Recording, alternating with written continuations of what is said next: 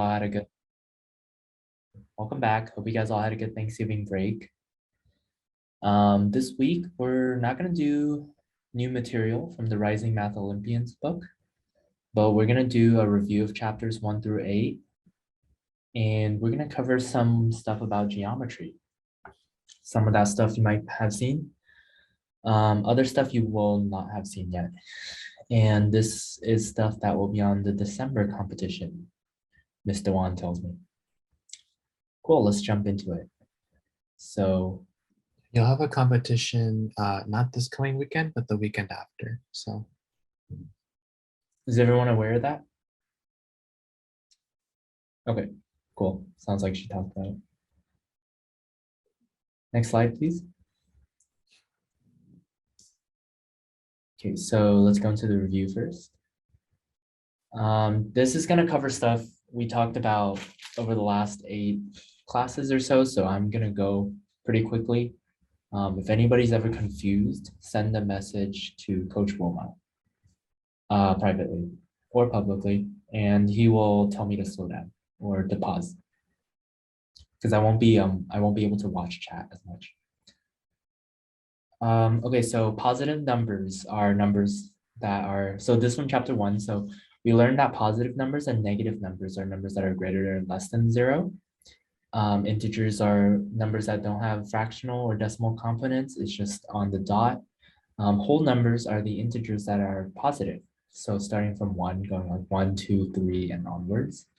And rational numbers are numbers that, any number that can be represented as a fraction, which includes all of integers and whole numbers, as well as, a lot of other ones on number 1.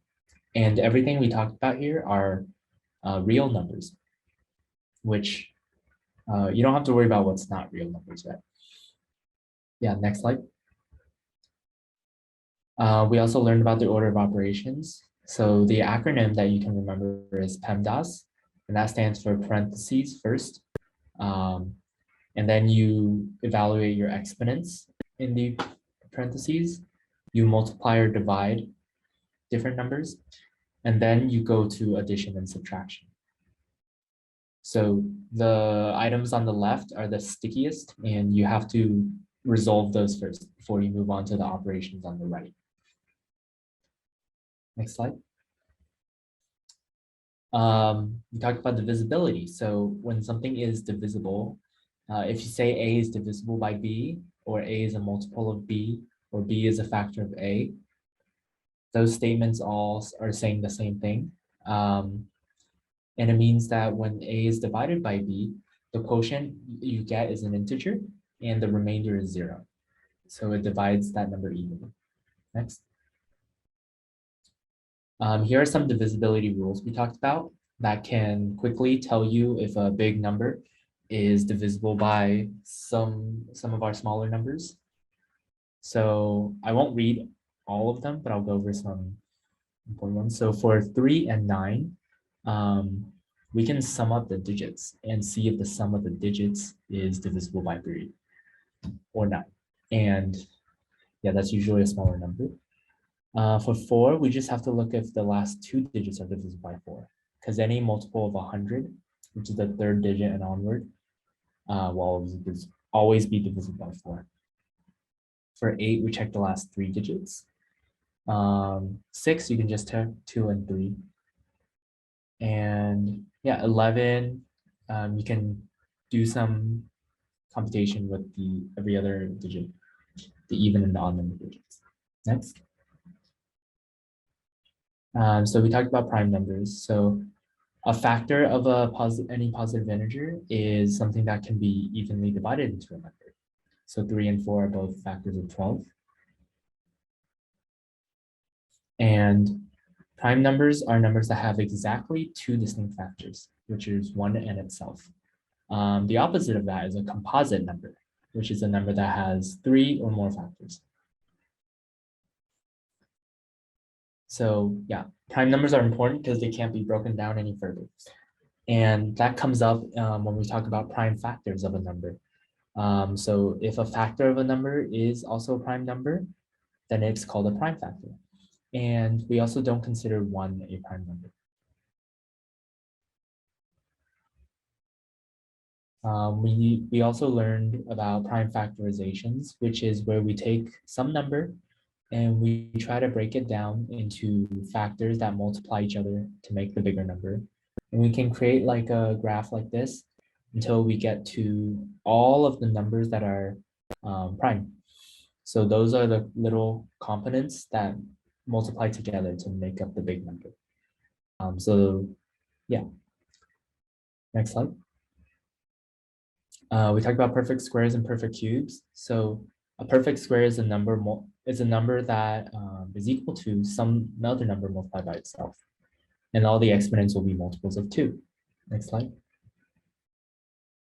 And the same way, a perfect cube is a number multiplied by itself 3 times, kind of like how you find the volume of a cube. And all the exponents you'll see will be multiples of 3. So 27 and 125 are 2 different examples of cubes. Next slide. Yep, next.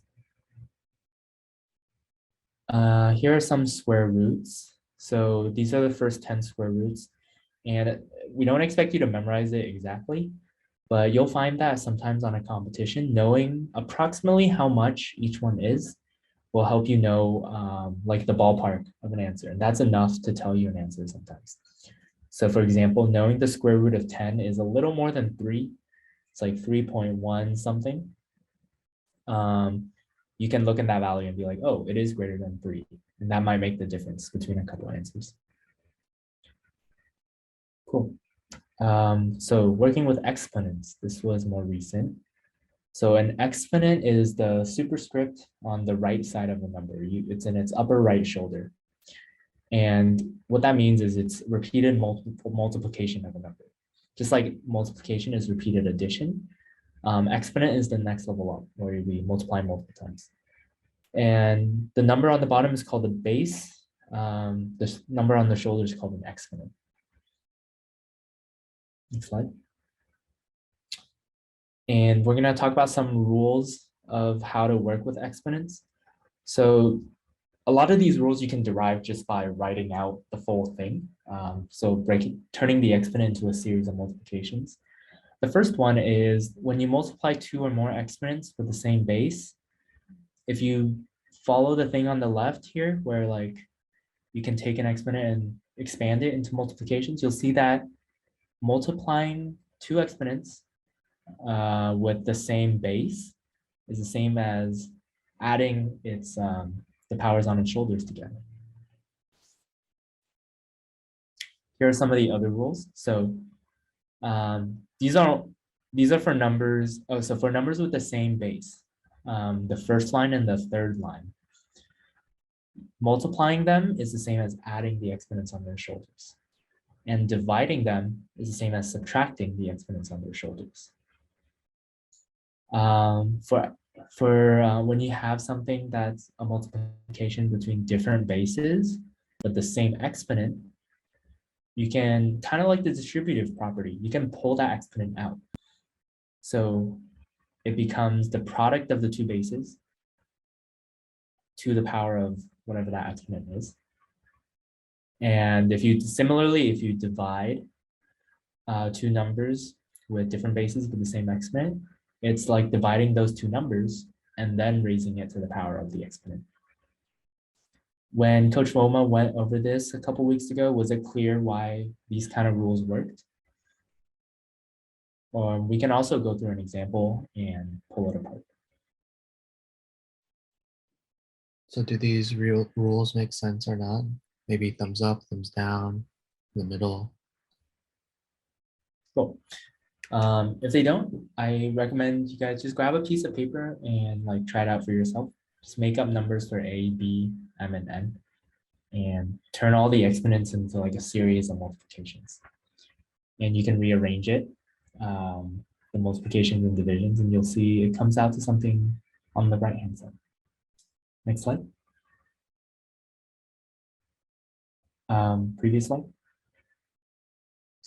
So another quick note is sometimes you'll see exponent like these powers, right, being added and subtracted.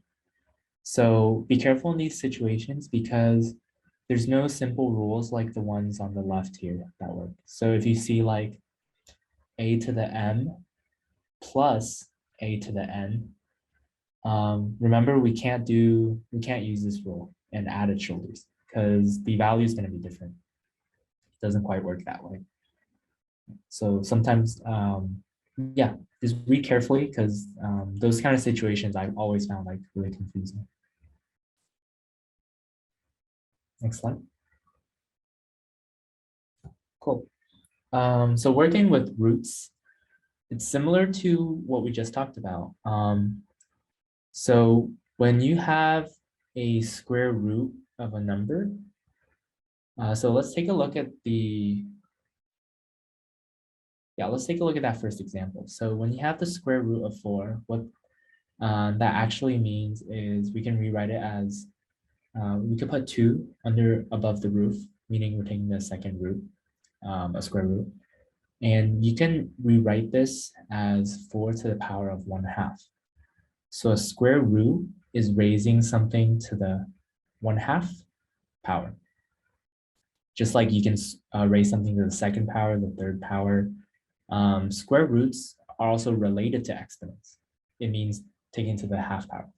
Cube roots are taking it to 1/3 power, and so on and so forth. You can have negative exponents. So if you have a to the negative b, you treat that as 1 over a to the b. And it is this way because you notice if I were to do on the left-hand side, if I were to do times a to the b again, we can use the rule from our last slide. So if we do a to the negative b times a to the b, which of these rules can we apply? Just hold up fingers 1 through 4. Yeah. So I see someone chose 1, right? So you can add the stuff on their shoulders. Next slide. And the b and negative b cancel out. It becomes a to the 0. And that's 1, which is on the numerator. Okay, and so yeah, these are some rules you can use. You also have like, you can raise something to an exponent multiple times. So you have a to the b and take the whole thing to the power of c.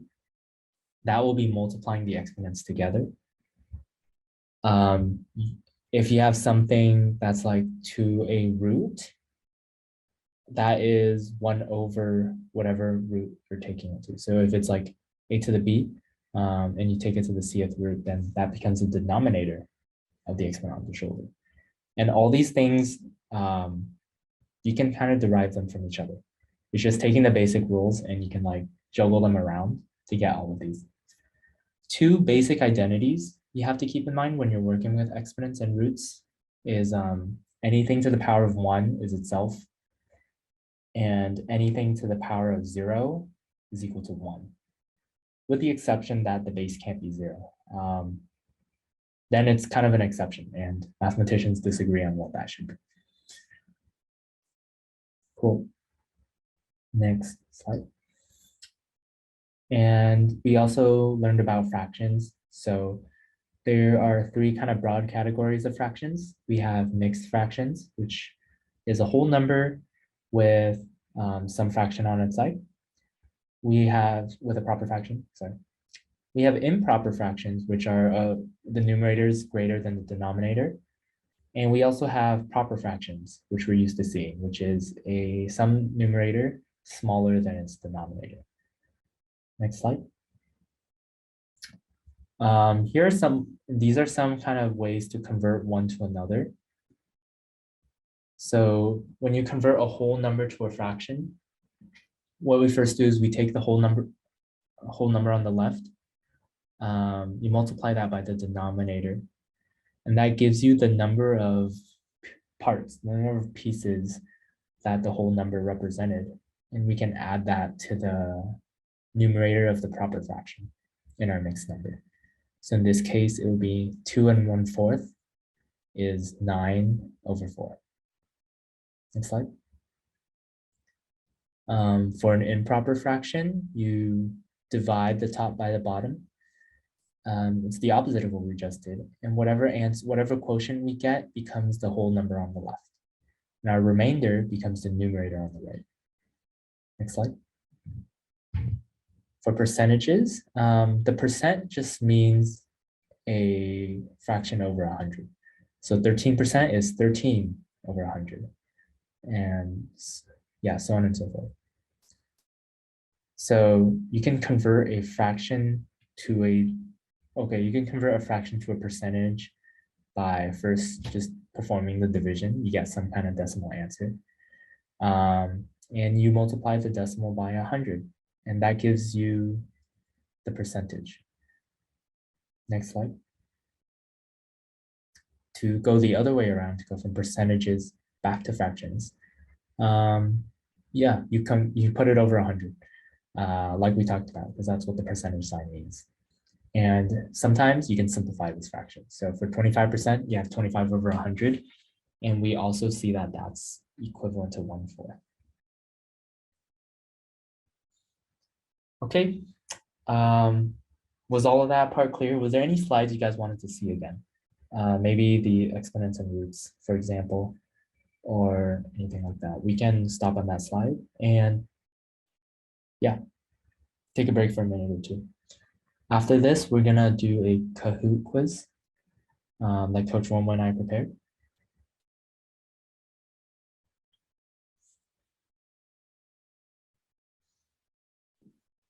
Yeah, I think this was probably the toughest lesson. So if you have questions, please message Coach Owen or I. If you guys, if there is a rule here, anything here that is you guys are curious about, let us know in the chat, and I can draw. I can write out how it works and show you guys after I turn off my virtual screen.